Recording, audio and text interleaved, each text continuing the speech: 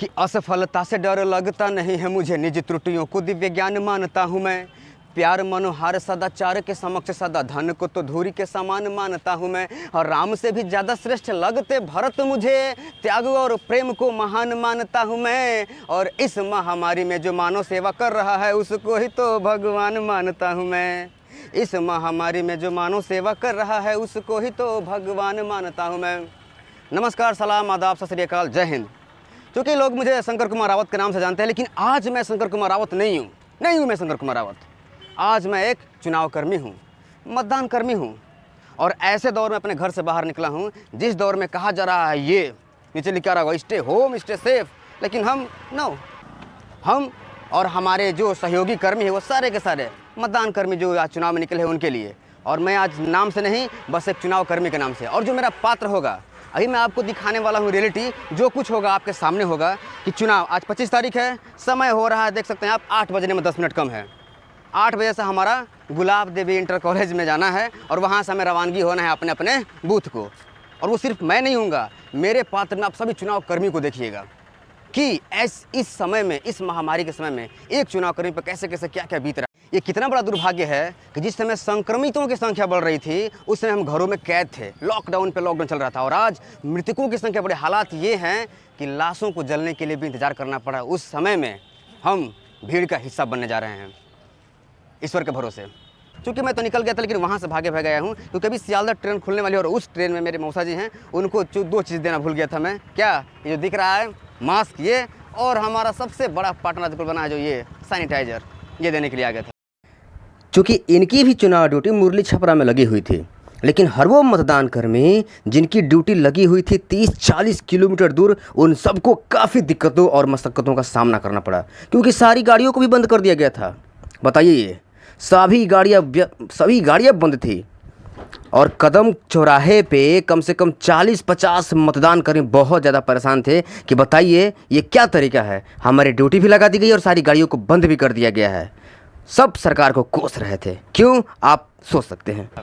खैर, ले चलते हैं आपको वहाँ पे जहाँ पे हम रवानगी करने वाले हैं और वहाँ से दिखाते हैं आपको छोटी छोटी हर एक वाक़या, मतदान शुरू होने से लेकर मतदान समाप्ति तक कि क्या क्या वाक़या होता है। ये मेरी नहीं, आप सब चुनाव कर्मी की गाथा होगी, कथा होगी। तो चलिए वीडियो के साथ अंत तक बने रहिएगा। अभी तो कुछ नहीं, तो टीज़र है। वीडियो के अंत तक बने रहिए क्योंकि पिक्चर अभी बाकी है मेरे दोस्त। तो चलिए ले चलते हैं आपको रवानगी स्थल पर।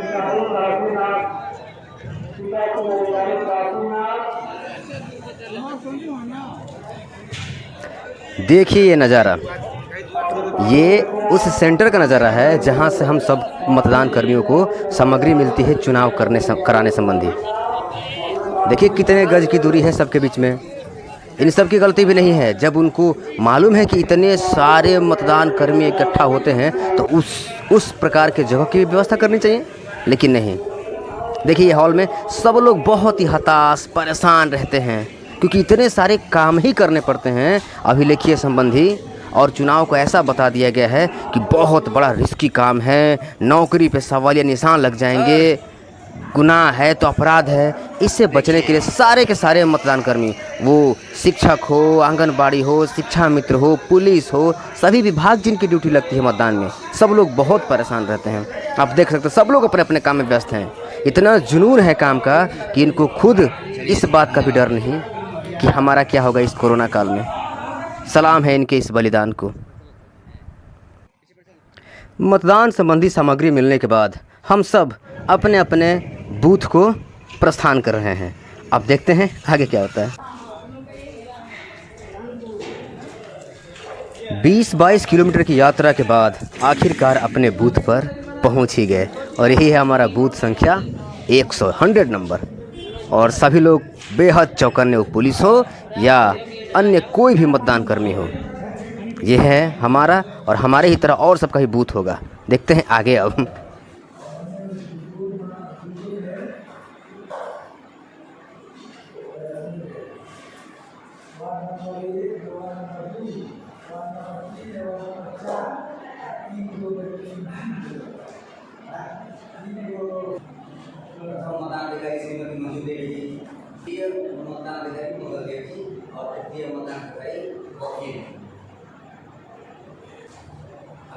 सब कार्य चलेगा, तुम सब छोड़ नहीं जाना।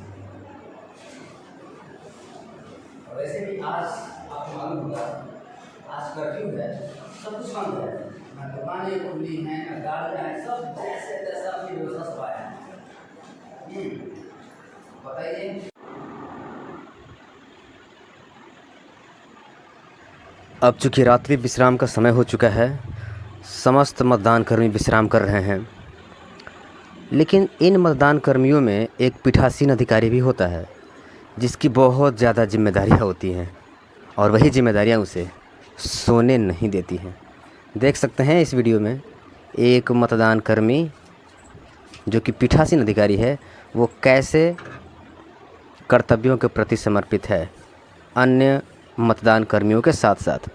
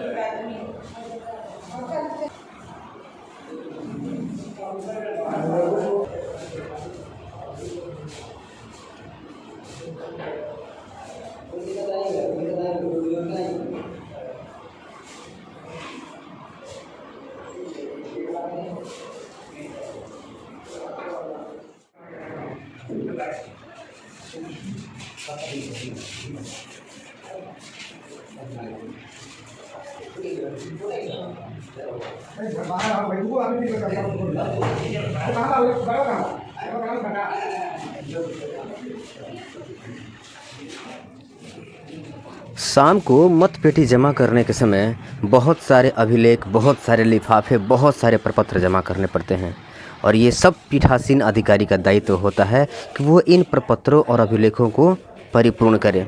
इसलिए मतदान चलता रहता है और पीठासीन अधिकारी अपने अभिलेखों और प्रपत्रों को तैयार करने में लगा रहता है।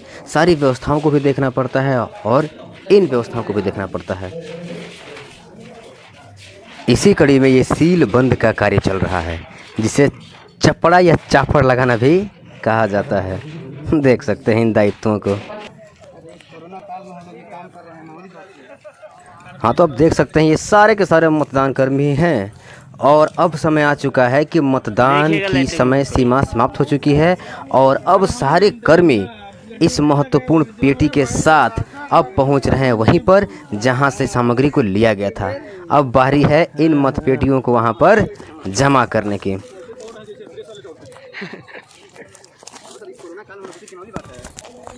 ये जिन नौजवान के हाथ में हंटर दिख रहा है, ये पुलिस कर्मी हैं, और इनका भी बहुत सहयोग हमें प्राप्त होता है। ये काले कपड़े में भी, काले टी शर्ट में ये भी पुलिस हैं, और इन सब का, सभी पुलिस कर्मियों का बहुत बहुत सहयोग प्राप्त हुआ।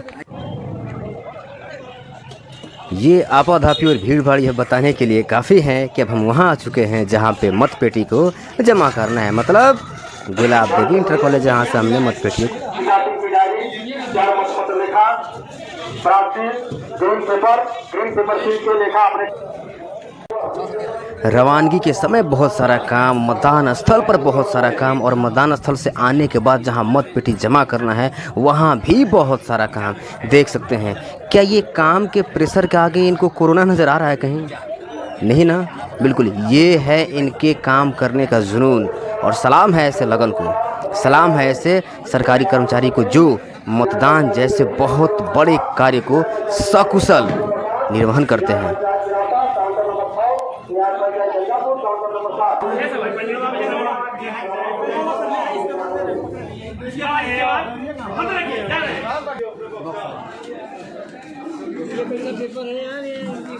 छोटे भाग नंबर क्या है? 100 नंबर सर। न्याय पंचायत चलाता के सफाई चालू को ड्यूटी लगाया गया, अपने काउंटर में पहुंचे, वहां पर अधिक से अधिक पत्ता रखा गया है।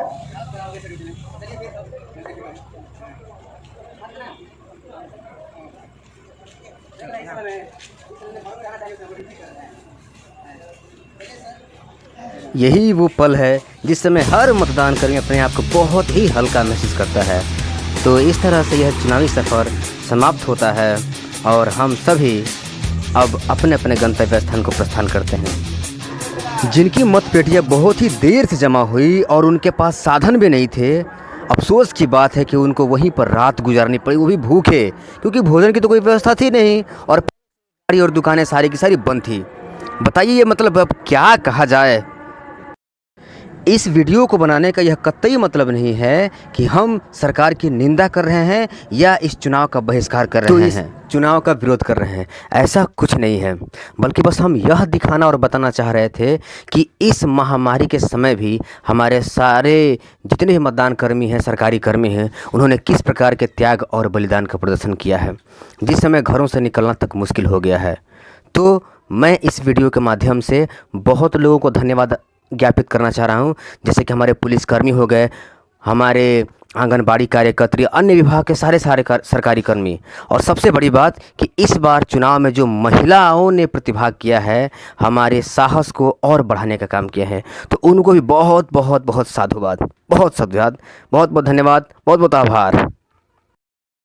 जाते जाते 2 सवाल ज़रूर करूँगा कि जब सरकार ही कह रही है कि दूरी बना कर रहें, भीड़ का हिस्सा न बने, और हमको भीड़ का हिस्सा बनाकर हमें ही खुद भीड़ बनाकर भीड़ के बीच में डाल दिया गया है, या यूं कहे कि हमें मौत के मुंह में धकेल दिया गया है, इसमें कोई अतिशयोक्ति नहीं होगी।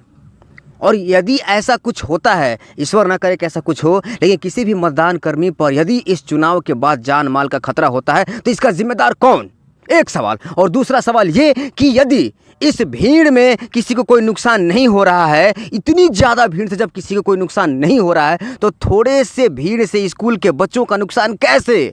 इन 2 सवालों का जवाब मैं ज़रूर जानना चाहूँगा कि आखिर इस मतदान के बाद यदि हमें जान माल का खतरा होता है तो इसका जिम्मेदार कौन?